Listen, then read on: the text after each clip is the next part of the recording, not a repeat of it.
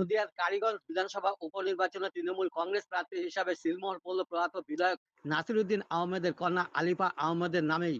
Vote ঘোষণার পর থেকে সম্ভাব্য প্রার্থী হিসাবে একাধিক নাম আলোচনায় থাকলেও শেষ পর্যন্ত দল আস্থা রাখলো প্রয়াত বিধায়কের কন্যার ওপর। তৃণমূল কংগ্রেস আজ সামাজিক মাধ্যমে পোস্ট করে আনুষ্ঠানিকভাবে ঘোষণা করে আলিফা আহমেদ হবেই দলের প্রার্থী। আলিফা আহমেদ পেশায় একজন বিটেক ইঞ্জিনিয়ার, তবে বাবার জীবদশায় তার রাজনীতিতে অভিষেক ঘটে। 2003 সালে Krishnanagar Holy Family Girls High School থেকে মাধ্যমিক এবং 2005 সালে একই স্কুল থেকে উচ্চ মাধ্যমিকে উত্তীর্ণ হন। এরপর তিনি দুর্গাপুর বিসিইটি থেকে 2009 সালে বিটেক ইঞ্জিনিয়ারিং সম্পূর্ণ করেন। 2018 সালের পঞ্চায়েত নির্বাচনে আলিফা আহমেদ নদিয়া জেলা পরিষদের সদস্য নির্বাচিত হন। তবে শেষ পঞ্চায়েত ভোটে প্রার্থী হিসাবে প্রতিদ্বন্দ্বিতা না করলেও তার জনসংযোগ ছিল। মমতা বন্দ্যোপাধ্যায় একনিষ্ঠ সৈনিক ছিলেন প্রাক্তন বিধায়ক নাসিরউদ্দিন আহমেদ।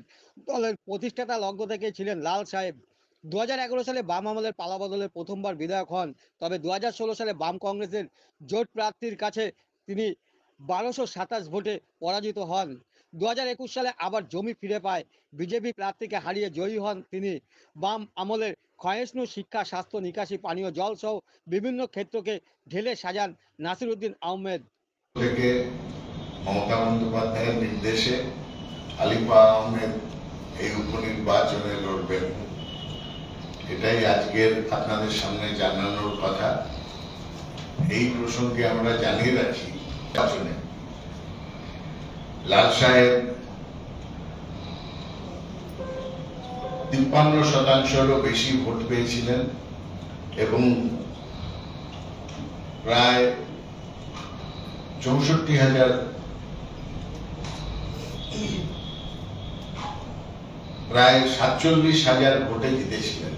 47,000 ভোটে জিতেছিলেন লাল সাহেব। তার জনপ্রিয়তা খুবই বেশি ছিল, আছে এখনো, এবং সেই কালীগঞ্জ এবার আবার একটা রেকর্ড মার্জিনে তৃণমূল কংগ্রেসের প্রার্থীকে এই উপনির্বাচনে জয়ী করবেন সে বিষয়ে আমরা নিশ্চিত। ইতিমধ্যেই আমাদের এআইটিসি ওয়েবসাইটে এই বিষয়ে প্রকাশ করা হয়েছে এবং সেখানে আমাদের যে প্রার্থী আলিফা আহমেদ, 38 বছর বয়স্ক, উচ্চশিক্ষিত, তার বিষয়ে জানানো হয়েছে। আলিফা এর আগে জেলা পরিষদ সদস্য ছিলেন এই কালীগঞ্জেরই একটি আসন থেকে। তিনি রাজনীতিতে নতুন নন এবং বাবার হাত ধরে তিনি স্থানীয় বহু উন্নয়নমূলক কাজ করেছেন।